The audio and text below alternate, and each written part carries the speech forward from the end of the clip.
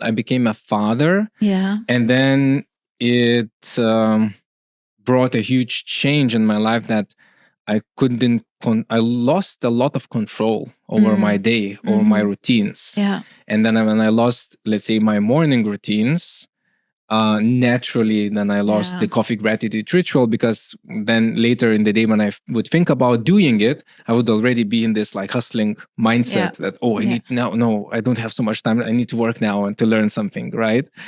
So it took me some time to recognize that and to prioritize adjusting, but at the same time reestablishing some kind of anchors that are very important.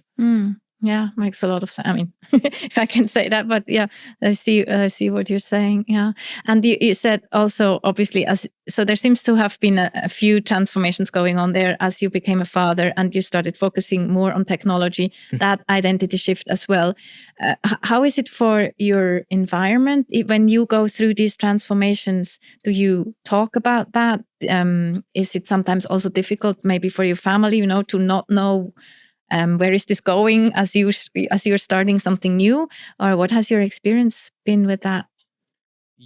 Yeah, just trying to be open about it. There is a bit of a danger in that as well. I noticed on myself that when I would go through some challenges. If I'm too open and voicing it out too much, I may get a bit into a victim mindset that, that kind of, it's happening to me or something. Yeah.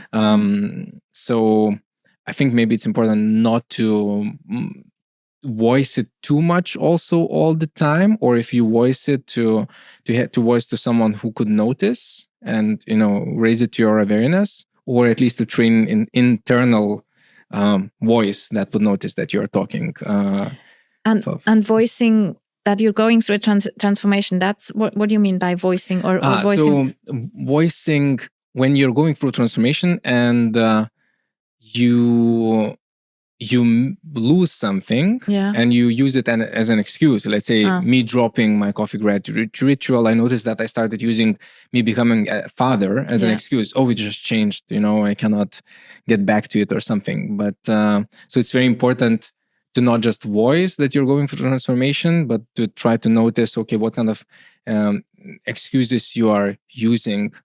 If while going through transformation, you are as I mentioned, dropping some routines or facing some hardships. So that you wouldn't, because you linked it also to victimhood, right? So that so basically that losing something, that this would put us a bit into, I'm this poor person, right? That has all of that going on, and now I cannot. I understand. But sometimes, isn't it also? I mean, just the fact, right, that we are struggling a bit, right? And can you easily accept that also, or do you? Yeah. Yes. Yeah. Okay. I have been struggling with that a bit, but what helped working with a coach to internalize that my mind, because I'm super this logical person who always like analyzes stuff, thinks, and I think in my mind, but to realize that my mind, this logical being inside, is not actually me, right?